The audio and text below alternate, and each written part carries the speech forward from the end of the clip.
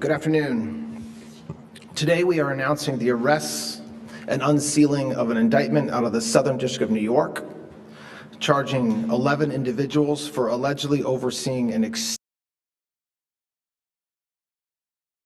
extensive, decade-long marriage fraud scheme involving more than 1,000 sham marriages between Chinese nationals and United States citizens, and then the submission of fraudulent applications for green cards.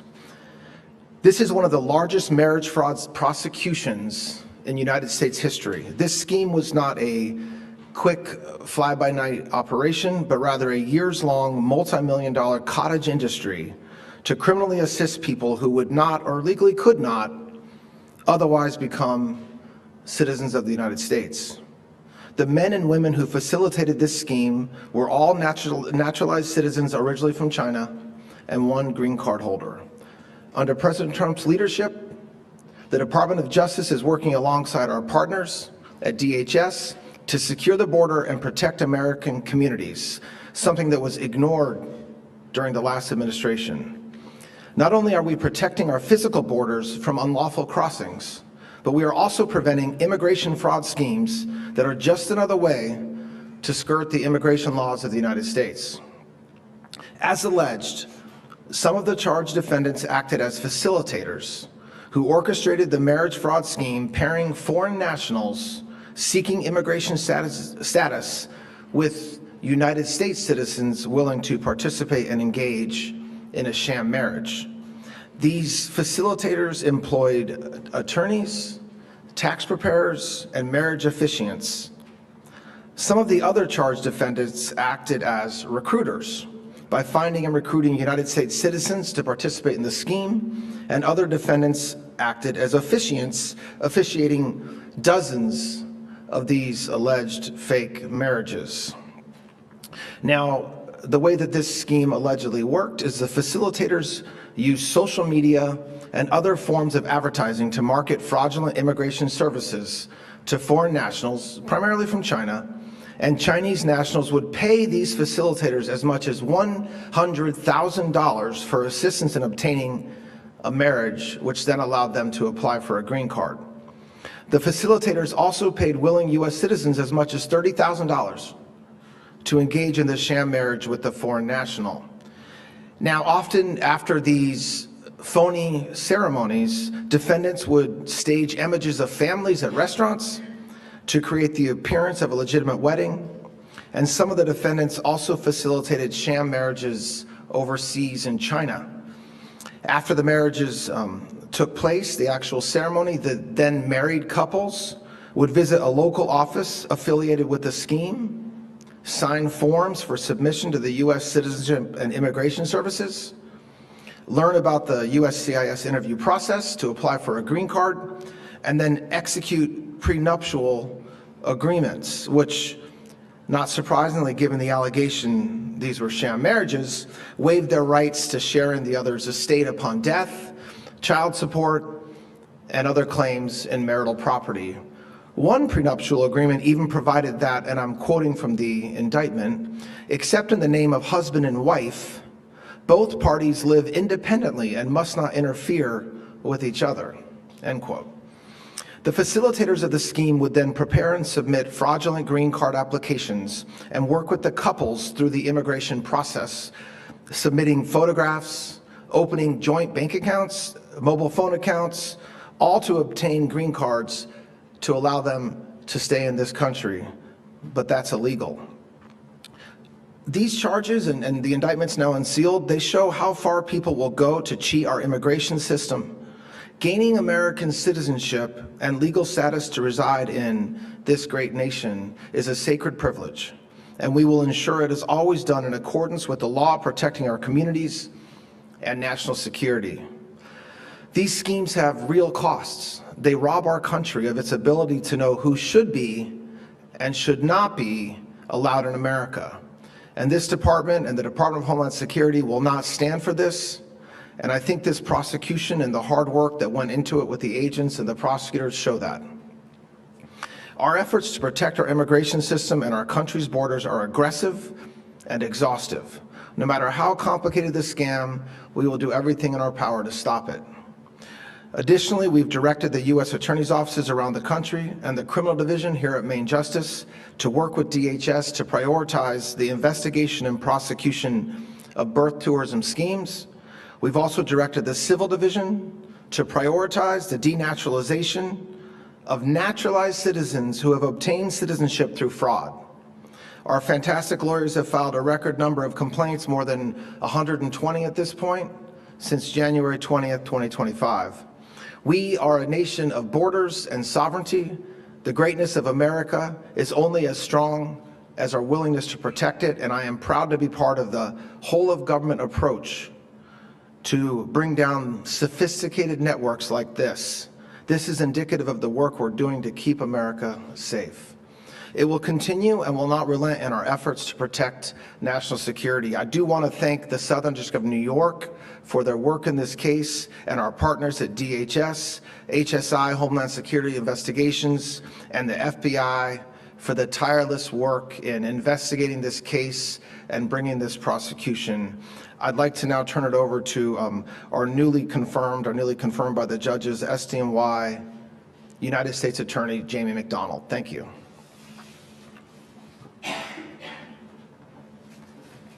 Thank you. Good afternoon. I'm Jamie McDonald, the United States Attorney for the Southern District of New York. As the Attorney General just laid out, today an indictment has been unsealed in the Southern District of New York, charging 11 defendants with an expansive conspiracy to commit marriage and immigration fraud. As alleged in the indictment, over a decade, the defendants and their co-conspirators orchestrated more than 1,000 sham marriages, which were designed to fraudulently obtain lawful permanent resident status, or green cards, for foreign nationals, primarily from the People's Republic of China. The defendants allegedly ran a full-service fraud scheme. The Attorney General laid it out for you, charging fees as much as $100,000 per green card. They recruited U.S. citizens to engage in sham marriages, arranged sham wedding ceremonies, complete with officiants, wedding attire, photographers, and attendees. They put together green card applications with which they submitted to USCIS, and they manufactured evidence in support of these applications, including by staging photographs, opening joint accounts. They coached couples before USCIS interviews, and once a foreign national obtained a green card, they arranged for a divorce. The defendants arrested today played different roles in the scheme. Some ran the operation, identifying foreign nationals who were willing to pay for the green cards. Some found or recruited U.S. citizens to enter into sham marriages and carry out the scheme, and some facilitated the fraudulent applications by leveraging a network of marriage officiants, attorneys, tax preparers, and other service providers. Through this process, the defendants made enormous sums of money for themselves. We believe this network took in tens of millions of dollars over its decade-long operation, making it one of the largest marriage fraud prosecutions in U.S. history. Investigations of this scale require extraordinary teamwork. The charges unsealed today were made possible by a coordinated law enforcement response involving federal, state, local partners working closely with our office. Now, sometimes you all ask, well, how did this investigation, how did this case come together? The way that this case developed was really, truly remarkable. It began with a single communication that our office uncovered in an entirely unrelated case. Our prosecutors identified that communication, thought that it could be tied to a potential marriage and immigration fraud scheme. They moved quickly, they obtained warrant after warrant, and followed the facts where they led. Our prosecutors and our partners analyzed communications, immigration filings, financial records, photographs, and other evidence, and identified the key participants in the scheme and the many, many sham marriages they brokered in furtherance of it. Our prosecutors built and then charged a case aimed at dismantling the network itself. That's what the case today does. Their work wouldn't have been possible without the outstanding contributions of our law enforcement partners, but I do want to note that while this case today is aimed at dismantling the network, our investigation into other aspects of it, going up and down the chain, is continuing. I'd like to take a moment to specifically recognize some of the partners that we worked with for their invaluable contributions. Homeland Security investigations, and in particular the Hudson Valley HSI, the FBI and its Westchester Safe Streets Task Force, the U.S. Citizenship and Immigration Services Fraud Detection and National Security Directorate, the United States Army Criminal Investigation Division, the Westchester County DA's Office, the U.S. Attorney's Office in the Middle District of Florida, and HSI in Jacksonville. All did extraordinary work with our office to investigate and disrupt this sophisticated and expansive fraudulent network with remarkable speed. I commend our prosecutors and staff in the Southern District of New York, especially in our White Plains office, which is where this investigation was run and where the prosecution will proceed, for their speed, creativity, judgment, and determination with which they built this case. The defendants will be presented in the White Plains White Plains Courthouse later today. I'd also like to thank in particular the Attorney General and his office for his support in this investigation and the continued efforts of our office and all of our law enforcement partners. This case shows what coordination, hard work, the sort of whole of government approach that the Attorney General mentioned, and creativity of our nation's dedicated public servants can accomplish when we work together to protect the public. Thank you.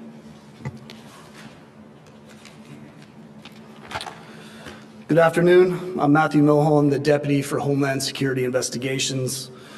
Today's announcement demonstrates the strength and the purpose of Homeland Security Task Force, bringing together federal, state, and local partners to identify, investigate, and disrupt complex transnational criminal networks that cross jurisdictions and exploit lawful systems for profit.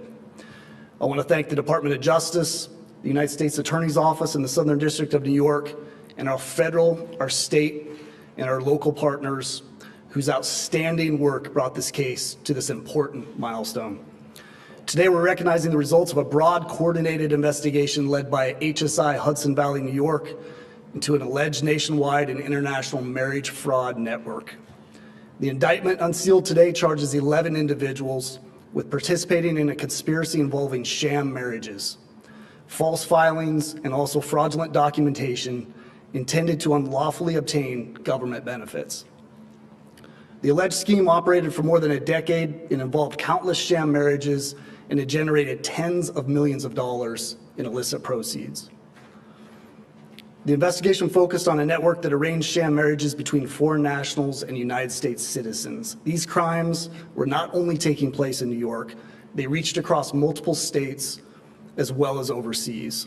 The case highlights the type of complex, organized fraud that HSI is uniquely positioned to investigate. Marriage fraud is not simply a paperwork issue. When individuals or organizations allegedly manufacture relationships, falsify supporting documents, stage evidence, and attempt to mislead the federal process, they undermine the integrity of our systems, and these are relied upon by the public and the government alike. From the earliest stages of this investigation, HSI Hudson Valley special agents followed the evidence across criminal, financial, and administrative lanes. The work required patience, it required precision, and it required extensive coordination. Through the Homeland Security Task Force, investigators were able to seamlessly share critical information, connect leads across jurisdictions, and mobilize the full strength of our collective capabilities when and where they were needed most. Together, HSI and its Homeland Security Task Force partners combined complex fraud expertise, financial analysis, criminal investigative resources, and local knowledge to address an alleged network that reached beyond any one jurisdiction. I want to specifically recognize HSI New York's Hudson Valley office for its leadership in this investigation, along with the FBI, CIS, ATF, Army, CID, and many other law enforcement partners. Today's indictment represents an important step in the criminal justice process. HSI will continue to investigate organizations that seek to profit from fraud, deception, and the exploitation of lawful government processes. We will do so professionally, meticulously, and in close partnership with prosecutors and law enforcement agencies at every level of the U.S. government. I want to thank the special agents of HSI, our task force officers, analysts, prosecutors, and every partner agency that contributed to this investigation. Their work reflects the best of coordinated law enforcement in the United States. Thank you. Thank you. All right, thanks, everybody. We'll take a couple of questions. David? Is there any evidence that these people wanted to come to the United States to spy for China? Is there an espionage aspect to this? Not as alleged in the indictment, no. I mean, I think that as the U.S. Attorney mentioned, this investigation, as you would expect, given the numbers and what we described today, is not over. So if there's more to come in that space or anywhere else, you'll hear about it, but not as alleged in the indictment. Separately, if I can ask you, on the Anthony Fauci contempt referral, is there any update on that? Is your office closer to coming forward with any decision on that? Well, no, I don't have an update. As you guys know, when the Department of Justice receives a referral from Congress, there's a process. There's a process of how we take it in and how we investigate it. But any update that I would expect to come from this department would be if there's ultimately a decision made, and that certainly won't be anytime soon. The reflecting pool case, David Byrne. What about the reflecting? You guys to come forward and look at potential misdemeanor. Is there any update on where you guys are with that? I don't know what you mean by the White House has asked us to do that, but no, I don't have an update on that. I think there's been a lot of comments and source-based comments about what, if anything's happening with that case. The judge ruled in that case, or we're waiting for the ruling, and I don't have an update, no. We learned that the Justice Department has unsealed the case against the former chief financial officer of the Southern Poverty Law Center. Can you please speak a little bit about what you've learned as part of that investigation and if we should expect more charges? So yes, today, my understanding is today there was an arrest made, and there is a new indictment that includes the former CFO of SPLC. I don't have any comments about whether, we said from the beginning, everybody, not just me, but anybody who's talked about this case, like virtually every criminal case, the fact that an indictment is returned doesn't end the investigation. It's just part of the investigation in most cases, which is certainly true in this case.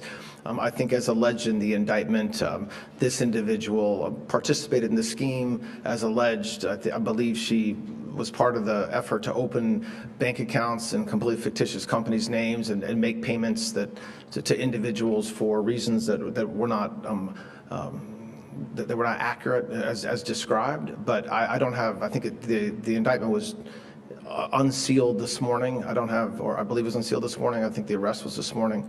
I don't have anything to say beyond that, except to say that this is exactly what we said would happen in a case like this, which is that our investigators and the U.S. attorneys and the agents working the case can keep on working it even after the initial indictment.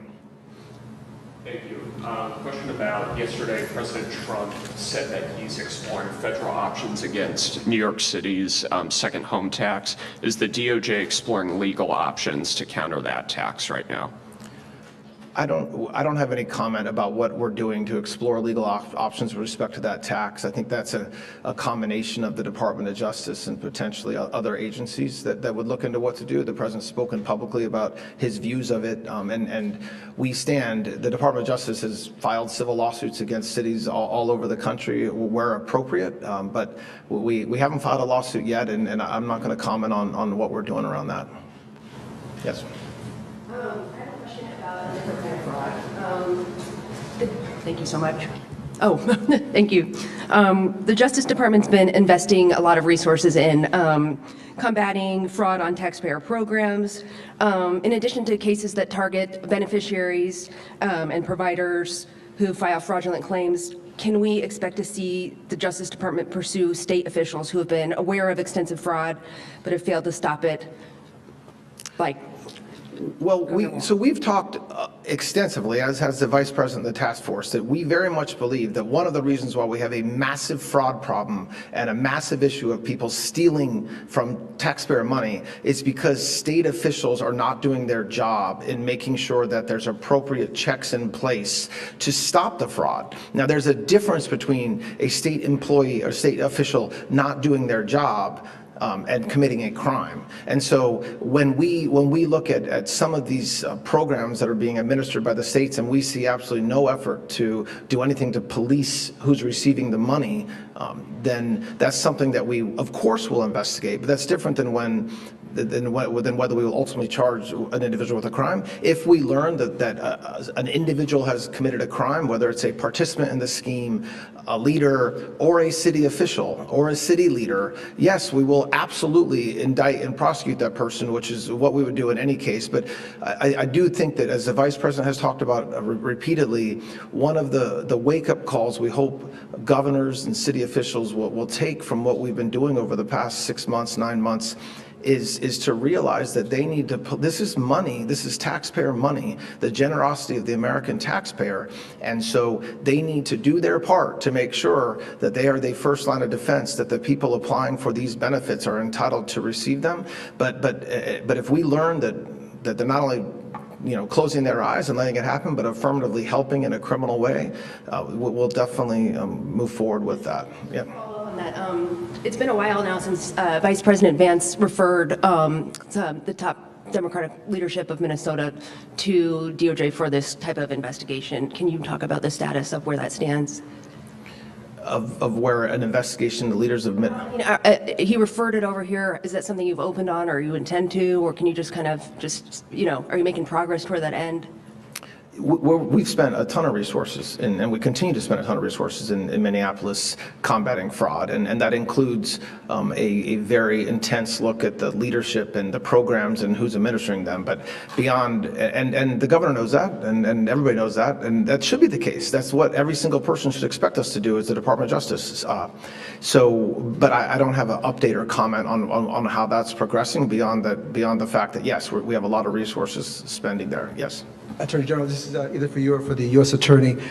There's a hearing scheduled for Friday in the Luigi Mangione case, and the question is whether does this indicate that there might be a plea in the offing in that case? Is there anything you can update us on that issue?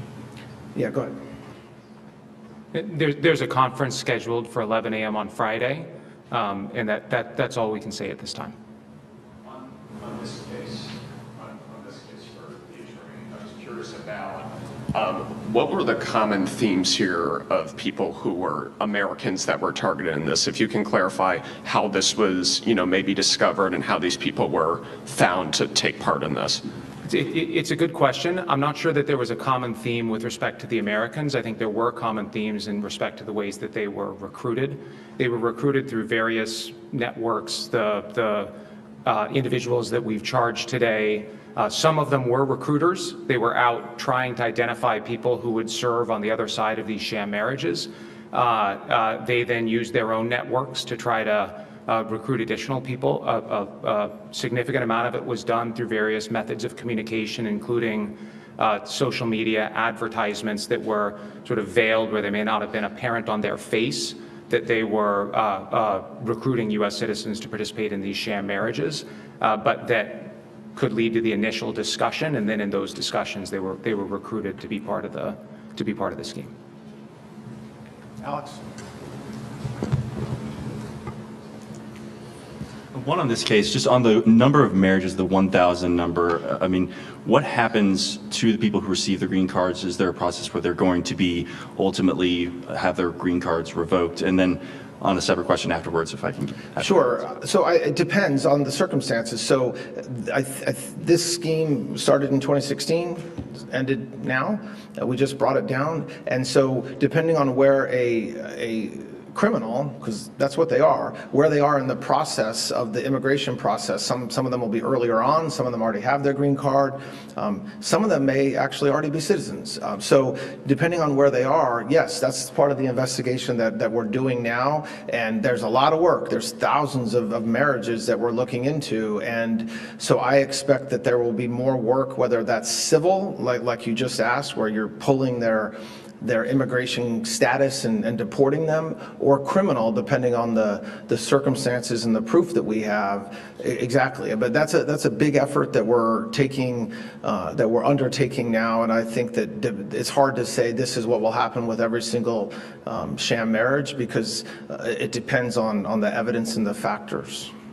Just on a follow-up, the president has never gone as far as you have to say that the anti-weaponization fund is dead. Now that you've been confirmed, narrowly because arguably of that anti-weaponization fund, the president said this week he'd leave it up to you. What's your answer? Is it dead, and is it ever going to come back? Well, so I quibble with that, because the president said in the cabinet meeting that it's dead. He's also said that he likes it, but he has also said it's dead. Now, as for me, and I keep on saying this over and over again, but I'm happy to say it one more time. I have testified under oath that it's dead. I have testified in front of the House where I wasn't under oath, where I said it was dead. I have answered questions after my hearing where I said that it was dead. I have rescinded the order that set up the weaponization fund, which means that it does not exist. As we've said repeatedly, there were never commissioners. There was never any money went anywhere. So I'm not sure how I can further say that the anti-weaponization fund doesn't exist, or we use the word dead. But if anybody has any ideas, we also have said under oath that if Congress would like to make it a law, that we would support that, as would the White House. So I'm not sure. I get that this is a super fun story to not let die, but I don't know what else to say except that yes, the president feels very strongly, as do I, that there were people who were victims of a Department of Justice that was absolutely weaponized, and he feels very strongly that he would want to make them whole, as do I. But it will not be through the anti-weaponization fund, which again was never set up, and nothing has happened with it. But thanks, Alex. Sarah. Short. I have an on topic and an off topic. On topic, I know that SDNY in particular actually has done a lot of investigations over the last several years into people who were harassed by China, who were political dissidents, who are trying to escape oppression. So I'm curious if any of the people in these 1,000 marriages were maybe in that position where they were trying to get cover, to protect themselves from being harassed by China. That's my on-topic question. So I think, and Jamie can speak more to this if he chooses, but it's hard to label a particular marriage and a particular reason or why it happened. You're right, Southern and Eastern District of New York have had a lot of cases in that space over the past couple of years. When I will add, though, that if there is a Chinese national who feels like they're being harassed, they have other ways to remedy that besides entering into a sham marriage, right? You can't, just because you're being harassed doesn't give you the right to go commit a crime. So, but yeah, I don't think it's fair to try to say some percentage or some number may have separately claimed that they were harassed, so. My off topic, I was just curious if there were any updates. We've been having primaries across the country, and as usual, the Civil Rights Division has been sending monitors in some of these places to sort of keep tabs on things.